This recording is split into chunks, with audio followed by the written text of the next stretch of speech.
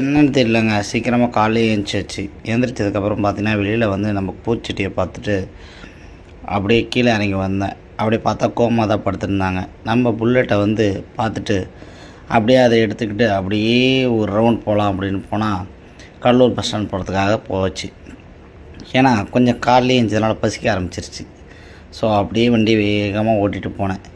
போயிட்டே இருக்கும்போது ஒரு டேனிங் நல்லாயிருக்கும், சூப்பராக இருக்கும். மழை பெஞ்சு ரோடு ஃபுல்லாக தண்ணியாக இருந்துச்சு. அப்படியே அழகாக ஒரு மைல்டாக ஒரு சின்னதாக ஒரு சாங் கேட்டுக்கிட்டே அப்படியே வண்டியை பொறுமையாக ஓட்டிகிட்டு போயிட்டுருந்தேன். அந்த பாலத்தை பார்க்கும்போது ரொம்ப அழகாக இருந்துச்சு. அந்த பாலம் மேலே ஏறிக்கிட்டே அப்படியே ஒரு சின்ன சாங் ஒன்று கேட்டுக்கிட்டே மேலே மேலே போயிட்டுருந்தோம். ஸோ என்ன பண்ணுறது, நம்ம வண்டியில் ஹெட்லைட் வேறு எரியல.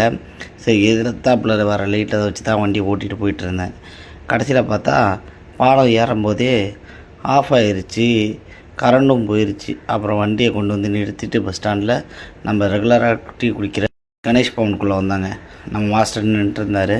நம்மளை பார்த்த உடனே நமக்கு என்ன வேணும் அப்படின்னு கேட்டார். ஒரு டீயை போடுங்க மாஸ்டர் அப்படின்னு சொல்லிவிட்டு அவர் டீ போட ஆரம்பித்தார். அவர் டீ போடுற ஸ்டைலே தனியாக இருக்கும். ஸோ நமக்கு டீயை போட்டு சுட சுட காலையில் 5:30 மணிக்கு கையில் கொடுத்தாரு. அதை வாங்கும்போது அடாடா அப்படியே குடிச்சிட்டு நம்ம கடையில் ஒரு விசிட் பண்ணிவிட்டு வீடு வந்து சேர்ந்தாச்சு.